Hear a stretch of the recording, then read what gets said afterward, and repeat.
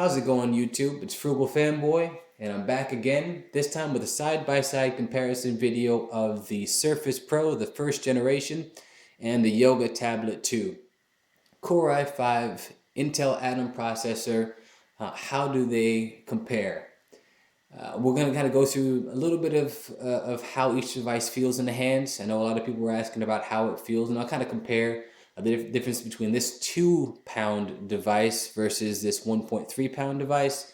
I mean, obviously, it already sounds like a no-brainer, but we'll just kind of discuss some of the advantages of the Surface Pro, but really where the Yoga Tablet 2 excels. Additionally, we're going to take a look at the keyboard on each. Got the type cover keyboard here and the included Bluetooth keyboard cover for the Yoga Tab 2. We're going to talk about that. And for my power users out there, I've loaded AutoCAD on my Yoga Tablet 2. So we're going to take a look at how well it runs AutoCAD despite the relatively low powered CPU we've got on the inside. And we'll see how it compares to the Core i5. Basically, can this laptop replace, at least in a pinch, your Ultrabook? The Surface line is designed not to replace your tablet so much as your Ultrabook. So we're going to take a look at how well it stacks up, and hey, let's just dive right on in. So without getting into too many details on the specs of each tablet, I just kind of want to go over the kind of the highlights of each device. Surface Pro's got the Core i5 processor, 4 gigs of RAM with a 64-bit operating system, a Windows 8.1 Pro. Here you got, as mentioned in previous videos, the Intel Atom C3745 processor, 2 gigs of RAM, 32-bit operating system. As you can tell, there's that problem again. Come on. All right.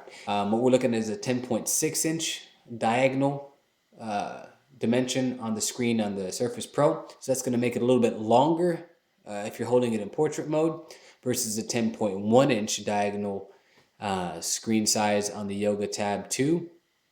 That kind of makes it to where it's a little shorter, right? But you'll notice that it's taller in that it's got to be above the battery and above the speakers. So it's a taller device. Whereas this is kind of a wider device, and I'll show how it feels and kind of how it sits in the hands either way. But before I do that, we'll take a look. Of course, as we know, one of the things that Microsoft has really been pushing, and obviously a lot of OEMs have started to try and emulate to the best of their ability, is the kickstand. So the Surface Pro first gen has the static kickstand, so we're looking at just one angle, but obviously it holds itself up nicely nonetheless. Whereas, as we discussed before, and as we all know, the idea behind the yoga is it gives you that flexibility, right? Kind of a clear win there when it comes to the flexibility aspect of it all. Another pretty clear win is when you look at the device, kind of the thickness of the device. You can probably see the differences there, right? Kind of a humongous difference between the two.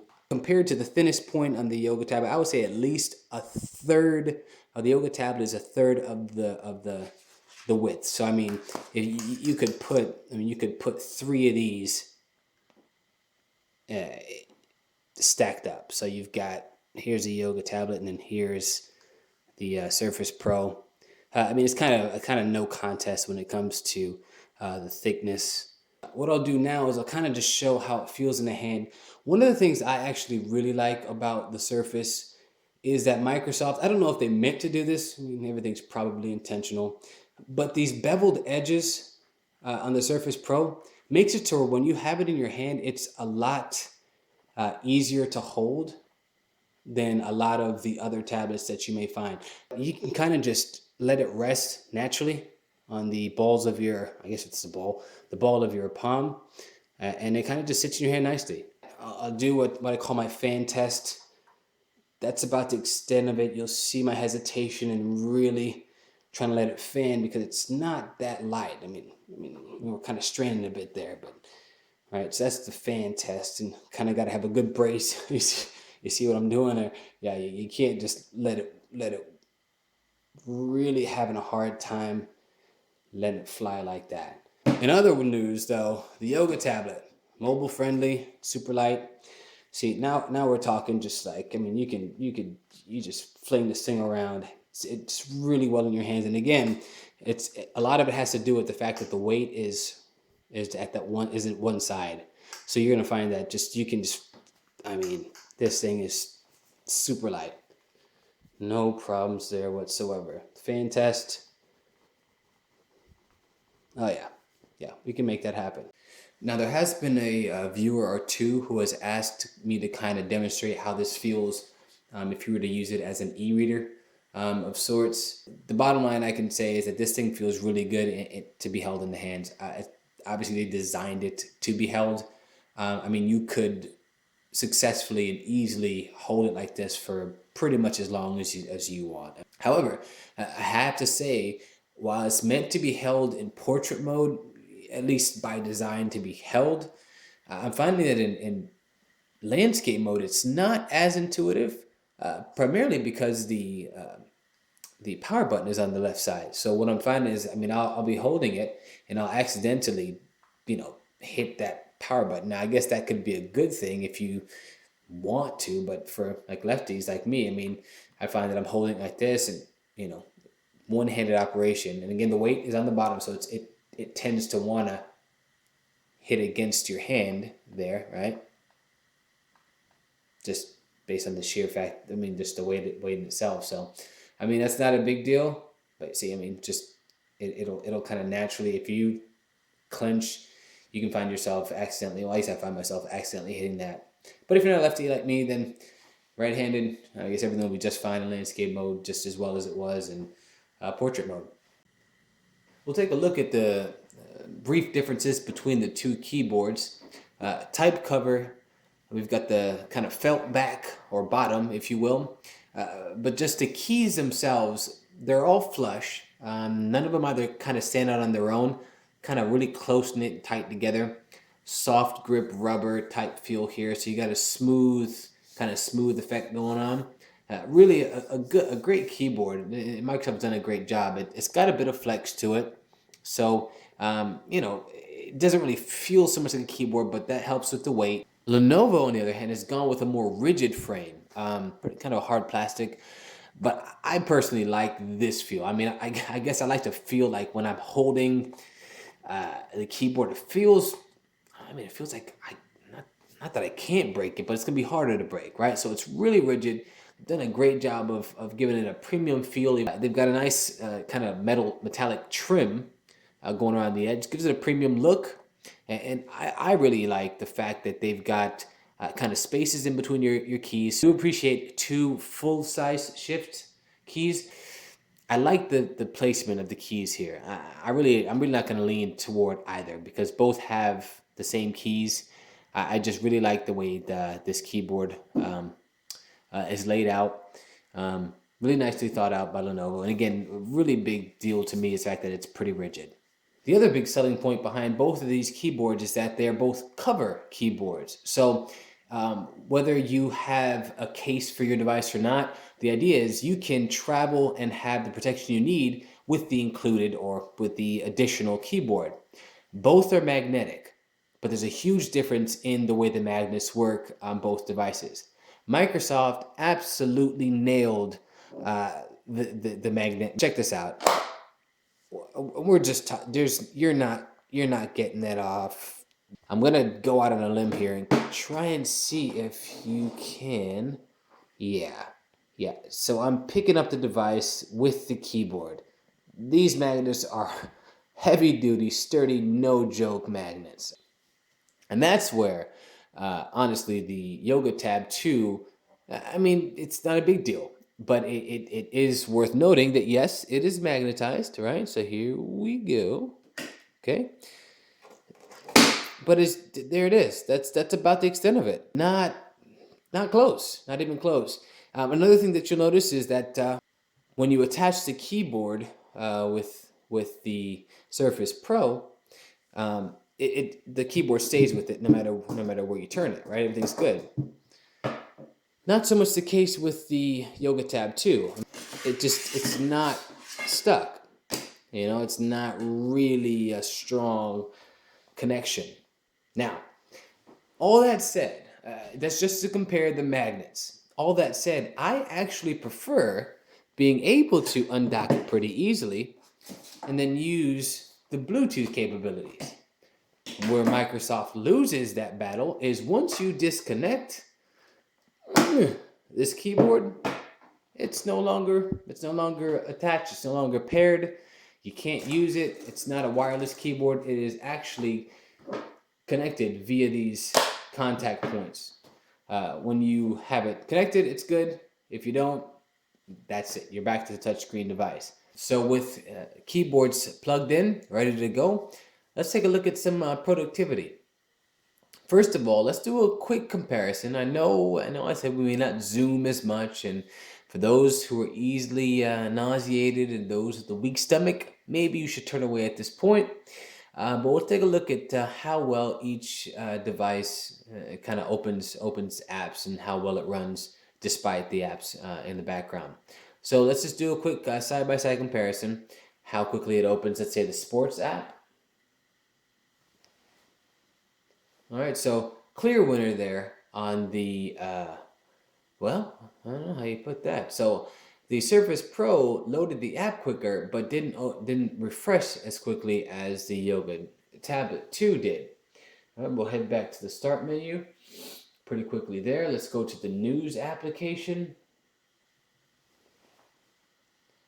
Yeah, absolutely renders well, see again, it loads the app quicker, but doesn't load the content as quickly. Now that might be a matter of the Yoga Tablet being preloaded in the cache somewhere, and not so much on the Surface Pro. But either way, I think it's pretty safe to say that it loads the application faster. Okay, let's load Internet Explorer. Let's start getting some apps open or some tabs open. We'll kind of do a similar test to what we did last time. So IMDb.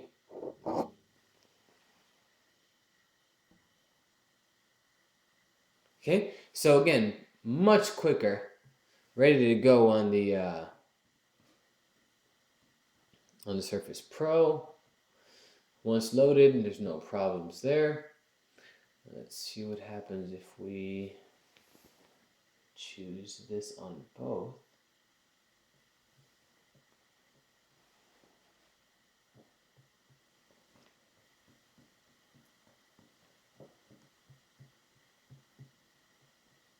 So again, both doing an excellent job of rendering the pages. You're not going to have a problem when it comes to web browsing on either device. Suffice it to say that you're going to do just as good as well on your Yoga Tablet 2 as you would on a Core i5 device. Now let's head back to our start screen. Let's look for AutoCAD on both.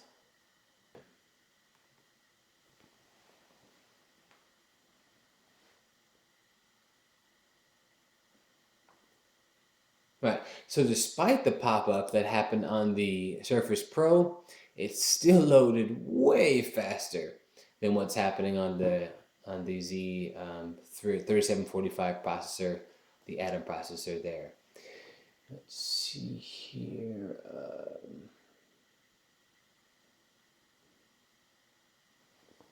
Okay, we're still loading the resources. Let's see, are we good to go yet? No, still not good to go on the Yoga Tablet 2, but again, a much lower powered CPU on the inside.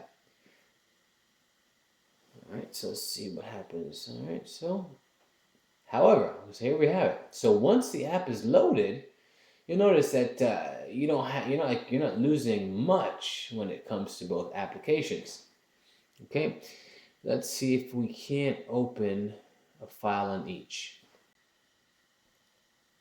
All right, so here we have a relatively generic AutoCAD drawing. Quite a bit of text going on, different polygons. Nothing 3D, but just a bunch of 2D, more of an architectural setting. And the idea is not so much to see, how well it runs a really detailed DWG file, but how does it handle, if you wanted to kind of get to work in a pinch. All right, so let's go ahead and on the Surface Pro, let's zoom. Let's zoom right about here.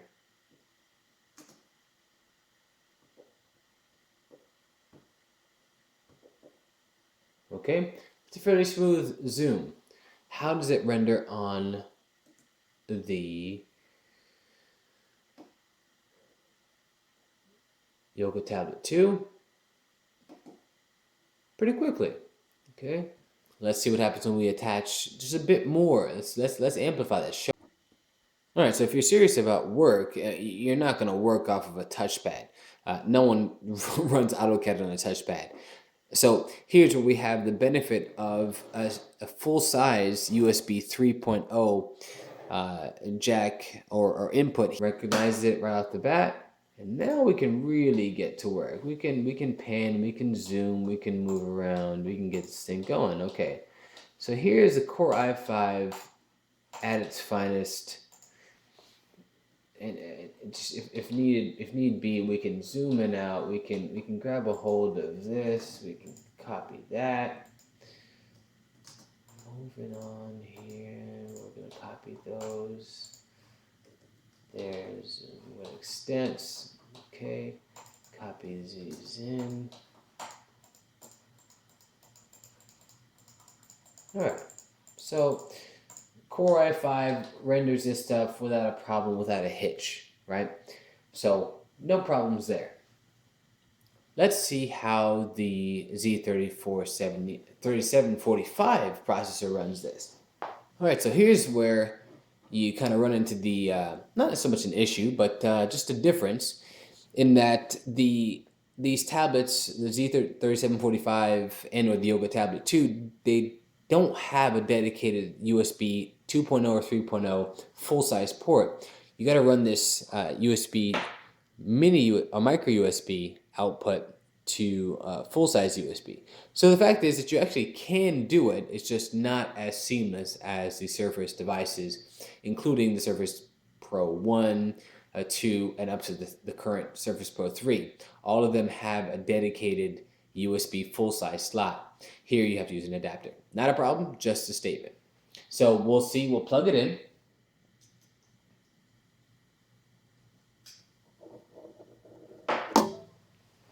All right. And we'll see how this works. Okay, so as you can see right away, it recognizes the device. I've got my same mouse I was using on the Surface Pro. And now we'll just kind of see how well it runs it. All right. So not as quick as the i5. So still really, again, we're talking 15 hours of battery life. And let's be conservative. Let's just go with 12. All right, just let's knock down 3 hours off of what Lenovo is claiming. Let's go with 12 hours of runtime.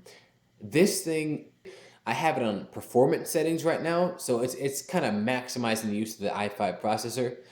So we're looking at this being, again, conservatively, 3-4 hours of runtime. So can you, the question it all comes down to is, can you deal with the subpar, I say subpar, I'm sorry, lower than average, not subpar, lower than average performance to actually be able to run a full-blown session of AutoCAD that, as you can see, does a decent job in rendering the drawing. I think this kind of speaks for itself. Hopefully, this kind of tells you power users out there what you can or can't do. Can you use it in a pinch? I personally, if I needed to do this on the fly or on the road, absolutely would use this version or this tablet on the go versus this tablet on the go, because I'd be out of battery in not no time, but in obviously a much shorter time period than I'd achieve here on the Yoga Tablet 2. All right, so that does it, folks. Hopefully this was beneficial to you power users out there who wanted to see how well this device will run your power tools. Also, for anyone else who is kind of looking at the differences between whether or not you need an i5 processor versus maybe even the Intel Atom processor, hopefully this was a benefit to you. Oh, hey, there you have it. Battery's running low already. um, so hopefully this has been of use to you guys. As always, I appreciate you guys subscribing. I appreciate you guys watching the video. And I always appreciate your comments, feedback on how the video went and what you think I could improve on. By all means, let me know. If you need anything else more specific, let me know. I haven't done any gaming. I'm not big on gaming, but I can run some games if it would be of higher demand. As always, just let me know. Again, this is Frugal Fanboy. Again, obviously 2 thumbs up going to this Yoga Tablet 2. I love my Surface Pro, but again, the mobility, the power efficiency that's going on there that Lenovo has achieved is, to me, kind of unsurpassed so far. For $369 at your local Best Buy or on Lenovo.com, you're able to get this device with the Bluetooth keyboard included. Again, it's got really good travel on the keys. It definitely gets my vote. I don't regret this purchase whatsoever. There's no buyer's remorse. I absolutely suggest it for any upcoming gifts you may want to kind of look at. Anything specific you want to look at, let me know in the comments below, and I will address it as soon as possible. I'm big on feedback, so I will get back to you guys as soon as I can. And hey, hope to hear from you guys soon. As always, it's Frugal Fanboy signing off for this evening, and I will see you guys on the next video. Later.